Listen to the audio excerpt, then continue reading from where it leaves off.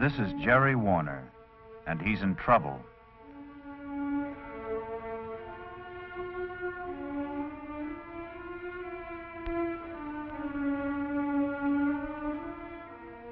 Behind that door, a decision is being made, an important decision that may affect Jerry's whole future. Boy, I never thought I'd be sitting here like this. Sure, I knew other kids who'd been suspended from school and all the trouble they had, but I never thought it'd happen to me. Well, so they suspend me. So what? That's okay, too. The other kids will still think I'm a pretty big man, only it is going to be a lot of bother. How come I got into this mess anyway? How come?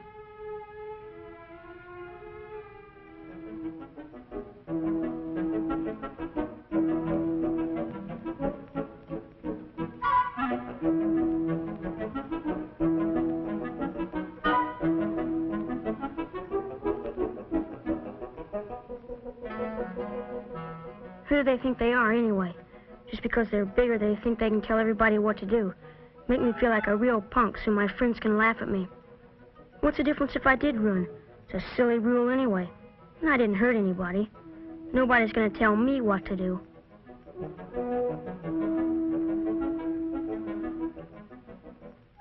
Those two characters made me look pretty silly, all right. Well, I'd show everybody what I think of that sissy stuff.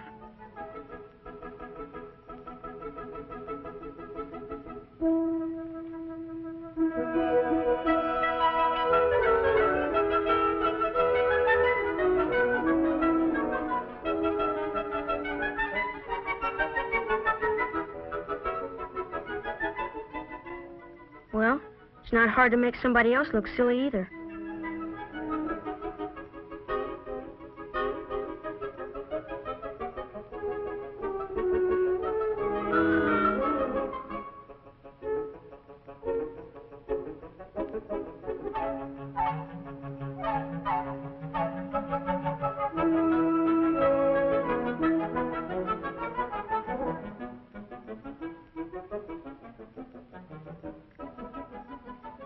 I didn't really want to fight that guy. I was only clowning.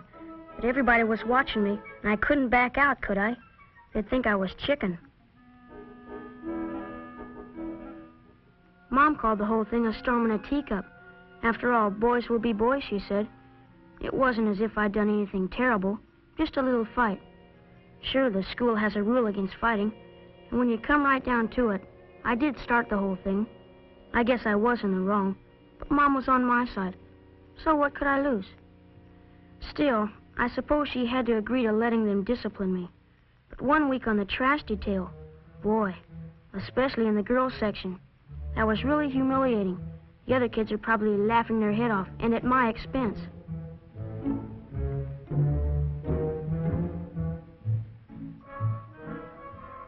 And then another lecture, just because I got an F in a home assignment. Well, so what? It's not the school grades that matter, but whether or not you're popular, isn't it? That's the way to be, somebody rather than nobody. The most important thing, and I'd show them.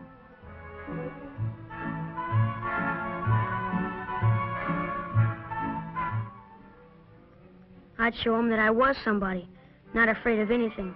I'd show them a real stunt. I wanted all of them to look up to me, not to laugh at me.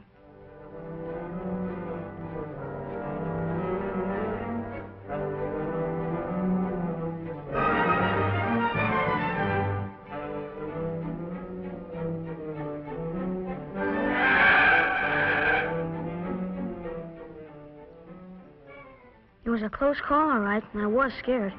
It really was a dumb thing to do. But I had to play it through, didn't I?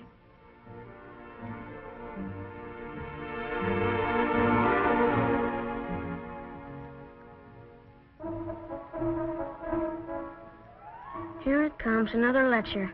Someone else to tell me, do this and don't do that, even after school.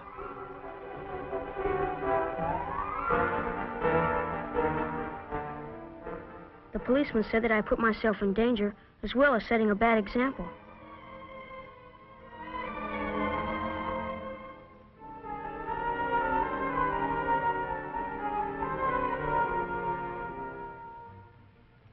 I got away with it this time with just a warning. And I was sure the kids were impressed that I wasn't afraid. The kids were impressed, all right. Anyway, some of them were.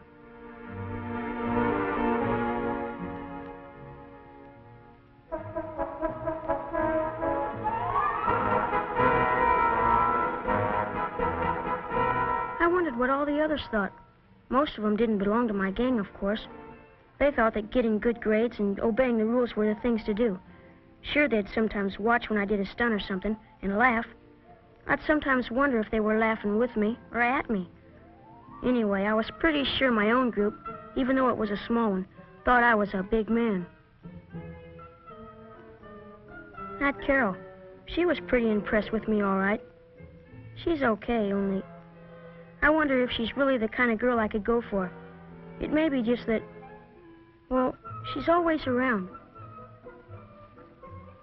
She isn't really that good looking either, only kind of flashy, and it's certainly true that she isn't very smart. I guess the teacher was right when he told her that you can't keep your mouth and your mind open at the same time. And Carol certainly does talk a lot in class.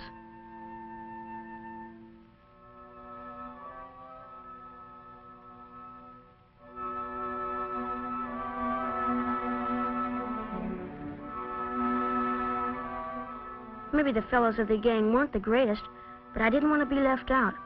Like when the guys wanted to stop and fool around at Dino's.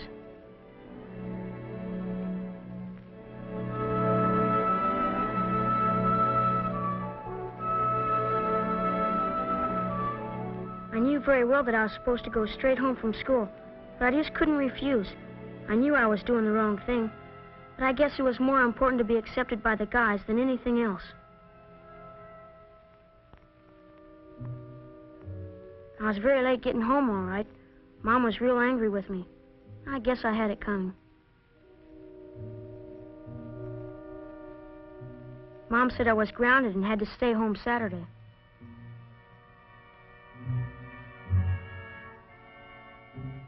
And it wasn't any fun to have to tell the kids that I couldn't go with them after all. They knew why, and I felt I was losing my reputation for being a big man.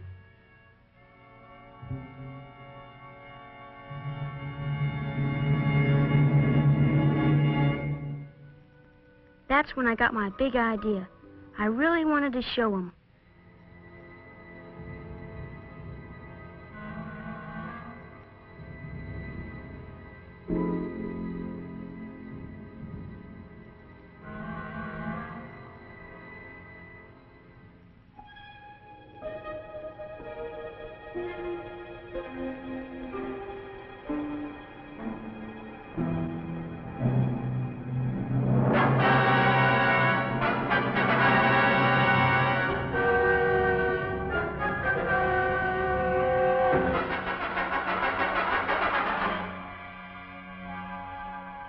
Well, I guess I have a good idea now why I'm sitting here in this fine mess. It wasn't just the one thing.